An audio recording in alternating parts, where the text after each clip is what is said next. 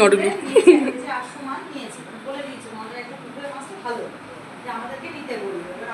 কিরে তুই যে বললি আসবো না,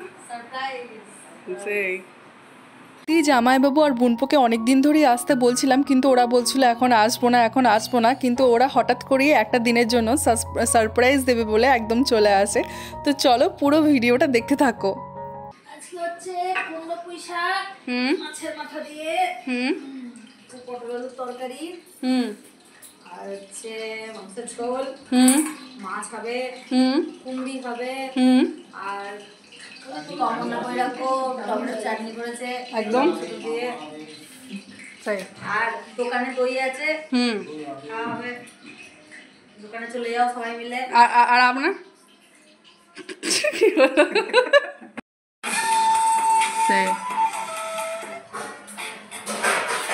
আমাদের কেলোমানিক মরে গেল। হ্যাঁ রে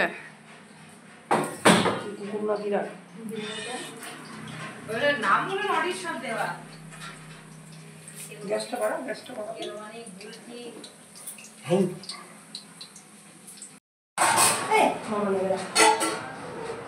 তখন দোকান খোলেনি, মিষ্টি দোকান খোলেনি। জয়পুরে এসছে বলে আজকে পটলের তরকারি হচ্ছে, তো মোটামুটি পটলটা ভাজা হয়ে গেছে, আলুটা ভাজা চলছে। তো চলো দেখতে থাকো।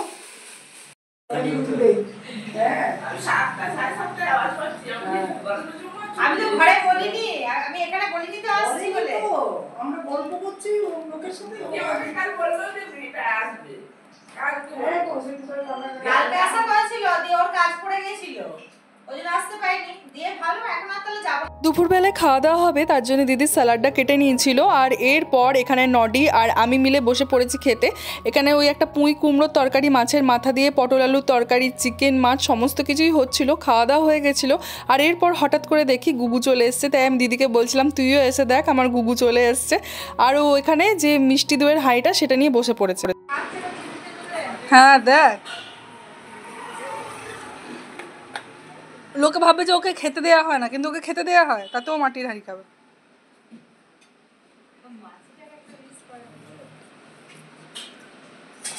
দুপুরবেলায় সবাই একটু শুয়ে পড়েছিলাম, এখন বিকেলবেলা হয়ে গেছে। তো মা, আমি, দিদি আমরা তিনজনে মিলে ছাদে চলে এসেছি। আর ছাদে এসে এখন জম্পেস একদম জমিয়ে গল্প হচ্ছে আর একদম চাটা খাওয়া হচ্ছে, দেখে বুঝতেই পারছো। আর প্রচণ্ড এনজয় হচ্ছিল, কারণ অনেক দিন পর দিদিরা বাড়িতে এসেছিল, ঠিক তার জন্য। এইটা করবি গাছ, এইটা গন্ধ গাছ। কোথায় করবি হয়েছে? এই দেখ, এইটা করবি পাতা দেখেছিস, উল্টো দিকে কাণ্ডটা লাগিয়েছে, উল্টো দিকে বেরিয়ে গেছে কিরকম। আর এইটা গন্ধরাজ, এটা করবি পাতা দেখছো না? তাহলে ওই মাটিটা না, ওই মাটিটা কেন হলো না বলো তো? ওই মাটিটা খুব না না, ওই মাটিটা সব সময় শুকনো হচ্ছে কেন জানি না কেন। দেখো আমি ডেলি তো জল দিচ্ছি, একেও জল দিচ্ছি। লঙ্কা গাছের চারা দেখেছো? এখন সন্ধেবেলা হয়ে গেছে, আর ভাই আর নডি মিলে গেছিলো একটু বাইরে ঘুরতে, ওরা ঘুরে চলে এসছে।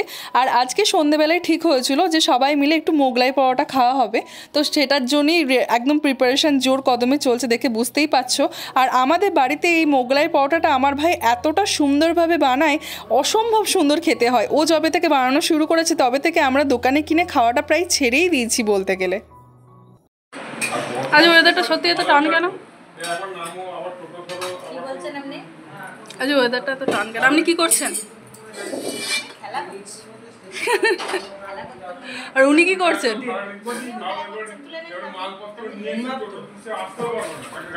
আর আপনার পুত্র এই যে ইনি কি করছেন?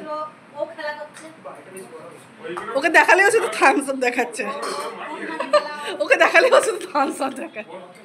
মানে দেখ, থামস আপ ছাড়া অনেক কিছু মানে হতে পারে, জানিস তো? কাঁচকলা,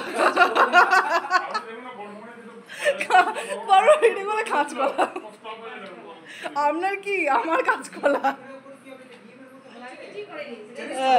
কি কি মানে বাচ্চাটাকে নিয়ে হচ্ছে গাড়ি করে যাচ্ছে, পাশে না সিগন্যালটা জ্বলছে।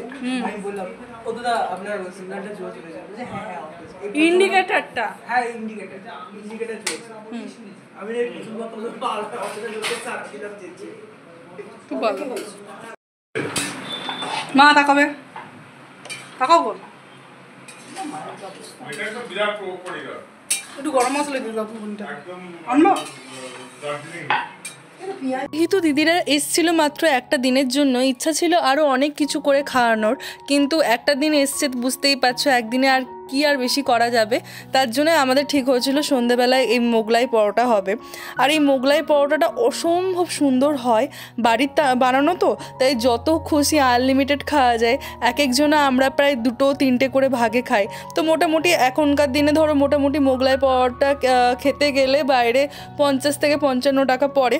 তো সেখানে আমাদের 50-55 টাকার মতো হয়তো খরচা হলে আমাদের এই এতজন মেম্বার, ধরো আমরা 4 জন আর দিদিরা ধরো 3 জন, তার মানে মোটামুটি ধরো 7 জনা, ওই 50-60 টাকার মধ্যে মানে এই এতজনা পার হেড ধরো 2টো করে বা কেউ একটা, যেমন আমি যেমন একটা খেয়েছিলাম, তো এরকম করে হয়ে যায়। প্রচণ্ড ভাল লাগছিলো। আর এখানে এই যে ওদের যেগুলো বানিয়েছিল মোগলাই পরোটাগুলো, সেগুলো আমি এখানে ভাজছিলাম, দেখে বুঝতেই পারছো।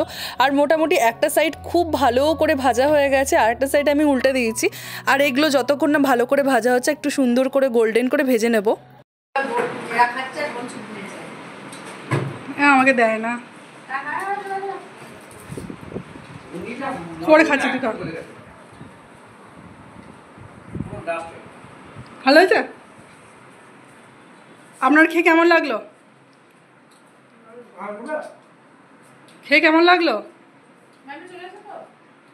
মোটামুটি বুঝতেই পারছো, দিদি জামাইবু বোনপোরা এসছে বলে একদম জমিয়ে খাওয়া দাওয়া চলছে, আর একদম জমিয়ে এরপর গল্পের আসরও বসবে।